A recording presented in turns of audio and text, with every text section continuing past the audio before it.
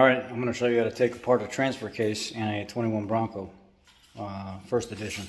And I struggle a little bit getting the clutch pack back together and kind of remembering, because it's a first for me.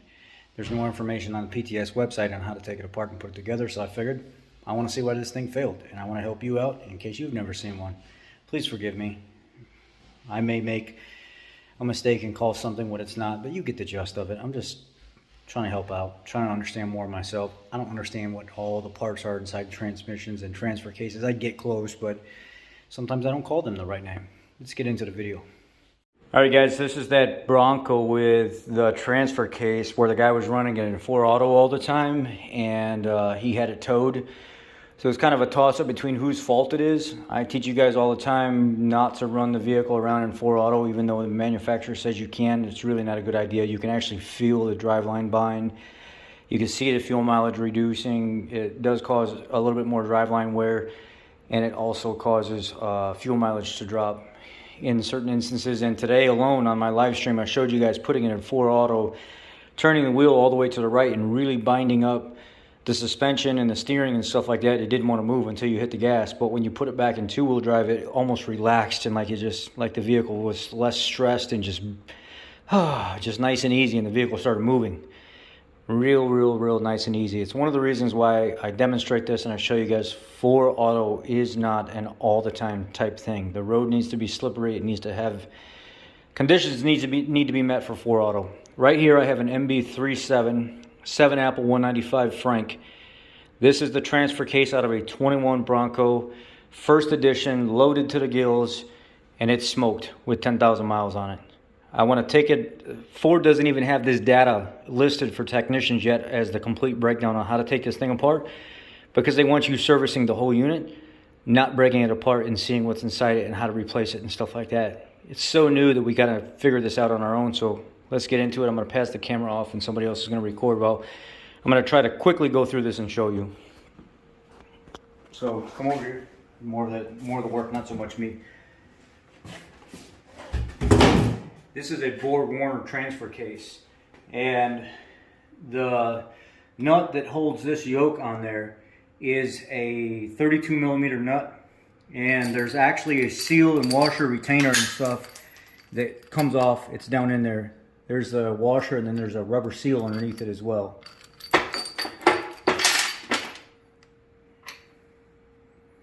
There's the rubber seal. There's the retainer, and then there's the nut. And this just slides right off. You don't need a joint puller or anything like that, a 2-jaw puller. And there's a series of these bolts all the way around the case once you get it off. And what I used to get them off of there was just a 3/8 drive snap-on with a little extension. You don't have to use snap-on. I normally use my DeWalt all the time. But this is an E12 Torps, impact rated. And I zipped them off all the way around. Pulled my electrical connector out of the way. Pulled my holding bracket and stuff out of the way. Put my bolts back in so I could retain them and not use them. And I used my pry bar and just this little tool right here. You just kind of went around in between these gaps and pry. And then on the back side, there's another area you can pry. Over here on the ends, there's an area you can pry. And this silicone is like kind of, Ford Bronco is using this really soft stuff that I would not use. It's really soft, it's really rubbery. I would use the old Ultra Gray, the stuff that's always lasted, the diesel silicone. Any of that, I think it was called, what was it, TA29 or something. Then I like the Ultra Gray. So once you get it loose, you can kind of start to wiggle. Here's a couple bolts right here I left in for demonstration. I forgot they were in. So let me go ahead and pull these out real quick. This is a straight shot. If I screw up, I fix my screw up while I'm talking to you guys. There is no literature on this right now. We went and looked and there's nothing posted. So wiggle, wiggle, wiggle. The case comes off. Set it off to the side. Once you get inside here, you're going to see you have a gear here that will move, but it'll start to bind up. You can get it to come off. So you can pull this off and stress the chain a little bit. It's not bad. You see this tower here, it actually won't move a little bit. And you can get this slid back down. Some guys do that. Some guys would rather pull the snap ring off first so they're not stressing this tower. These are big, heavy components. You don't have to worry about stressing it. So just grab this gear, pull it. Make sure you know which way's up and which way's down. This gear right here looks like it's pretty much the same on both sides. I'm not sure that it matters, but I like to leave everything the same the way I put it. So I put everything facing up when I take it off. The chain has this link here, this locking link. It's colored, it's facing up. I'm gonna leave it facing up. It's not timed, so you can put it back in there however you need to put it back in there. So then here is there's a clip here that you gotta pull off. And normally you'd use a pair of pliers like this. I went ahead and did it ahead of time so I could show you guys. Like that. And these will go flying if you're not careful. Sometimes you gotta use a little screwdriver to help it. So now this gear and these two bearings, there's a bearing here in between two plates. There's a top plate and there's a little washer down here. And you can already start to see, because of the heat that was generated inside here, a little bit of discoloration. So we'll go ahead and pull that up. We'll set this exactly the way we took it off. This top gear here is a drive gear for that drum. So you can pull it off, leave it the same way, get an idea on what it looks like inside here. It's not worn too bad. It's not real pitted. This thing's only got 10,000 miles on it. It's going to have some discoloration from that nasty oil that was in here from this burnt up clutch pack. Again, I'm leaving it the way I took it off. Now this whole clutch pack here will come out as one unit. Put your fingers underneath this here and lift up. You can order this clutch pack. I think it's like a 7 Charlie 138 or a 7 Charlie 108 through Ford. And you can get this already in just a drop-in unit. That's the way it's illustrated anyway. So let's flip this over. We're going to pull out this bottom. We're going to pull out this whole center stack from this. Let's just go like this. Look how burnt that is. With 10,000 miles, this thing is smoked. These clutch packs are smoked. The steels, the frictions are smoked. I mean, these clutch packs. The steels, the frictions are smoked. And you see there's a little step right there, because this can only be installed one way. You got to drop this unit in like this, and the centerpiece comes out of it. So this is what keeps everything centered and goes on here.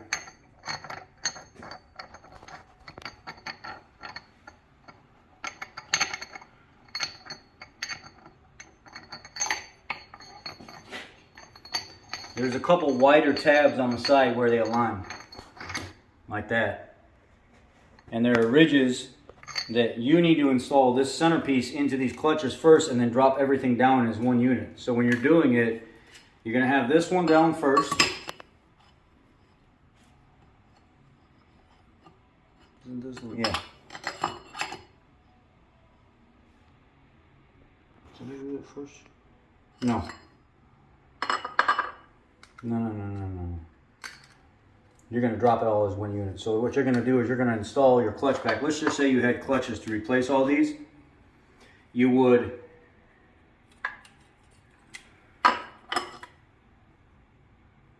this has got to go first. That's how it is. Because of that little step in the one side, you got to install the gear here first like that, and then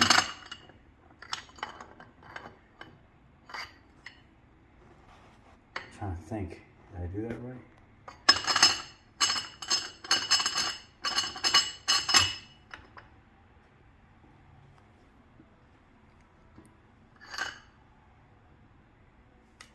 Actually, I think you got to keep going this. Let's just put it together. So you got a flat here, and then you're going to put one of these, and then you're going to put a steel, and then you're going to put a friction, and you're going to go through and you're going to do that all the way to the end until there's no more left. See how burned up these are and discolored these are? So we're going to pause this here. I'm going to put this together, keep going. You're good. You're good. Okay, so this is how it'll look here. And you could try to line it up the best you can, get everything nice and centered. more than likely it's going to fight you a little bit. So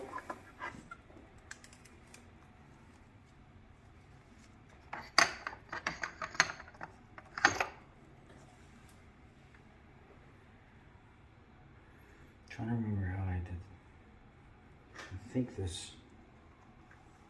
What am I missing here? This has got to go down first. I think I got this actually.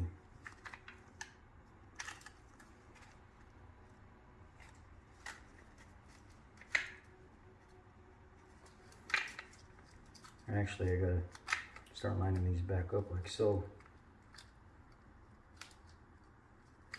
It could be kind of hairy when you get into it and you're trying to figure it all out. And like I said, there's no literature on this, on kind of explaining what you're supposed to be doing and not doing. And I'm not. So that's got to go there. And the step is on the top. So this has to go first. And then I could try to get this to go down in there.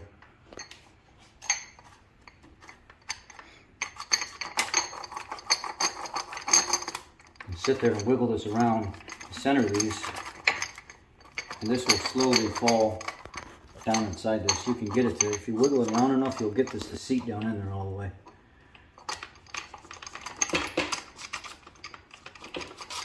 See, they're starting to lock in.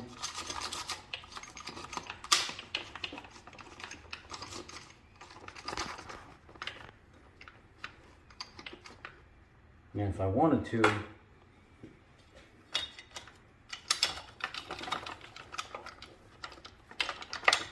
I could start getting the outer drum.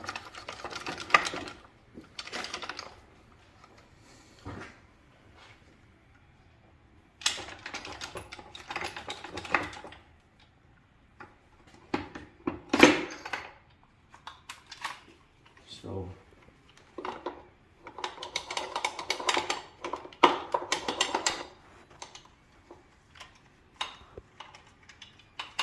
you mess with it enough, they'll all slide in. Go and pause it. Go. So what I did was I just flipped the entire assembly over and I built it upside down. So now flip it back down, keeping pressure on everything, holding it together. Figure out where the little fat grooves are right here on the side. And then this clutch pack slides right back on top of those grooves.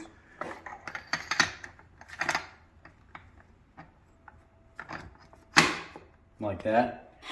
And then this upper drum that goes over this clutch pack, you'll have to try to like situate these the best that you can. You gotta try to get them lined up. A lot of guys will just be real aggressive and they'll shake them back and forth until all the teeth start lining up. As they're putting a little bit of pressure on, they can start to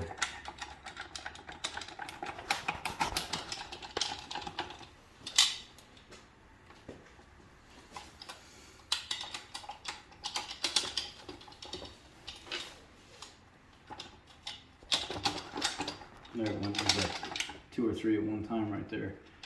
And then they'll start to slide and kind of get out of the way. You got to kind of line them back up a little bit.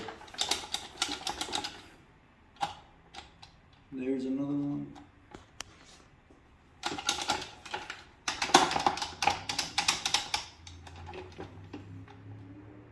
That one popped in, that one popped in.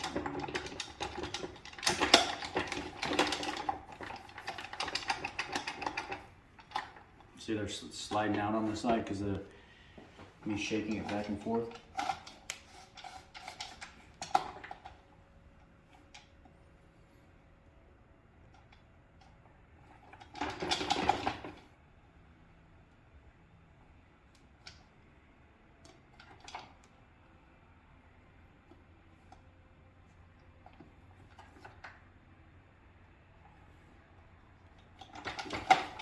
There goes the last one, right here on the bottom.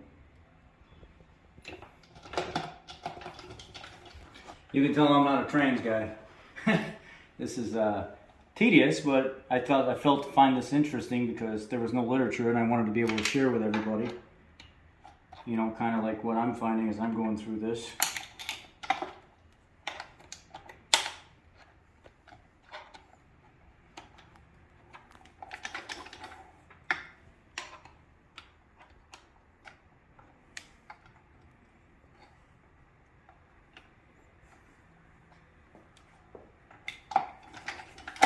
There it is. So that's how the clutch pack goes back together here. And then when nothing down here is damaged. This is you can see these, this right here is what will actually push out and engage the pressure against that pack here. You can see the four-wheel drive and how it works. There's an upper and lower sprocket assembly here that goes in this retainer, and right on the outside here is the actual motor that will turn this assembly. And as it drives the sprockets, I'll show you what ends up happening. And again, I'm trying to do the best that I can to give you guys insight on this, but this goes right down on top of that drive, like so. So the motor turns this, which in turn turns these gears here, right? And let's see. Oh, so the motor's locked right now because there's no power. I'm going to pull this drive off because this drive, the motor gear,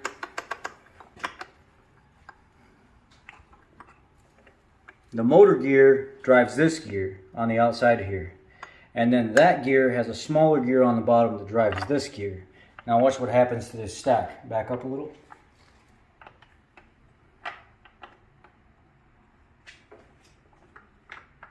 See how it's moving this ring inside here?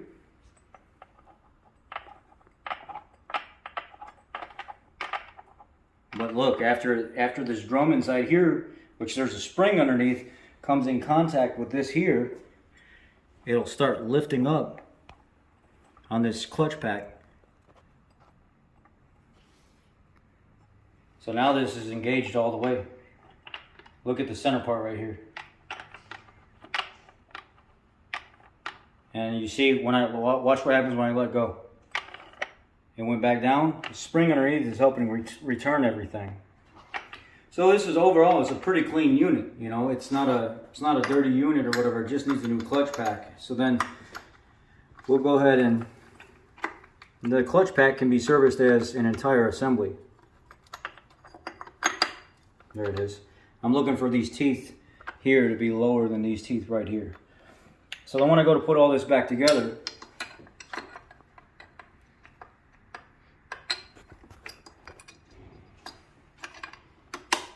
there's the top of this pin for this drive goes in here, this goes here, this goes over that bearing, this goes here, and then what you'll do is, these 10mm bolts are not in there very tight, they're just barely snug. Just snug and then like maybe an eighth of a turn, that's it, that's all that they are inside here. And then this here,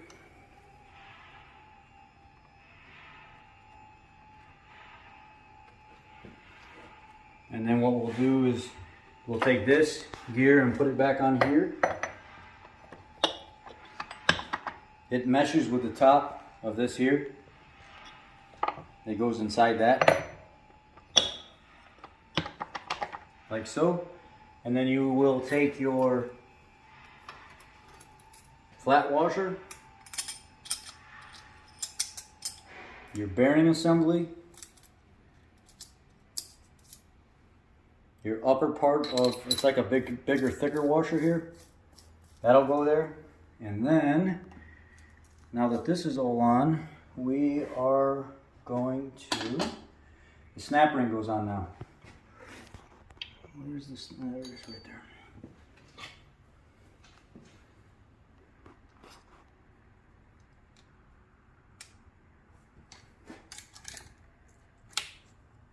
The snap ring goes on.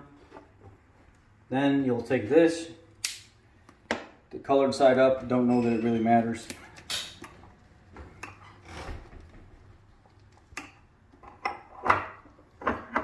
And you can either bring this shaft over or this shaft over, it doesn't matter. Or you can just pull up on your clutch pack a little bit. I don't suggest doing that, just kind of bring one of the shafts in. That'll slide in there. Now you've basically got your unit back together. And the other case half is whatever holds everything true, and it will kind of sit like this and put a little bit of pressure on this. The chain will always be sloppy, and there's a bearing in the end of the case half that this actually sits on.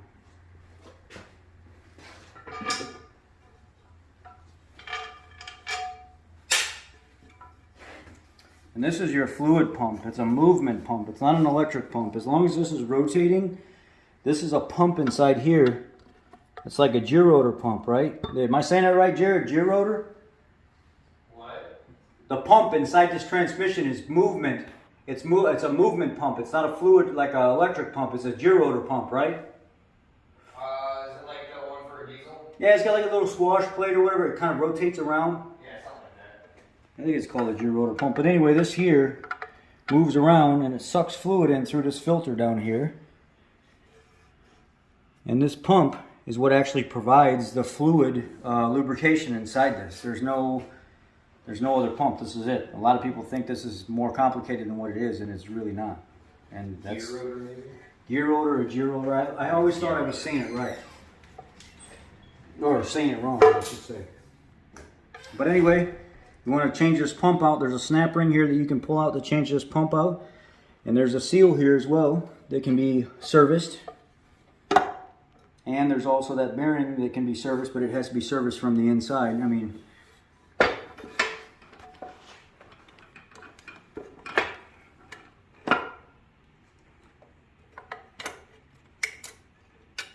and this pump basically just slides out of there.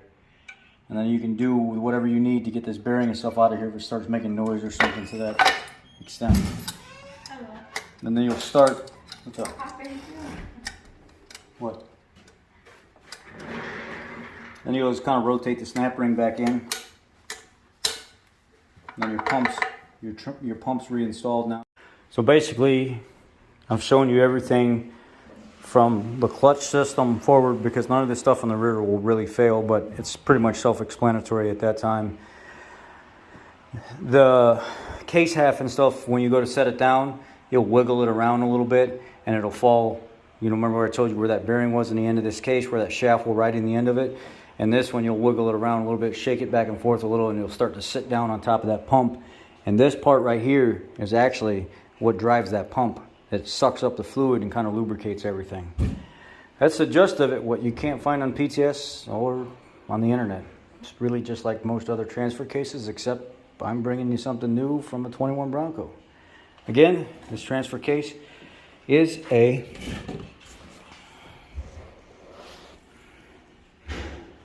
MB3Z 7 Apple 195 and from Borg Warner. Y'all be blessed. Take care. And I hope this helps you somewhat in the future.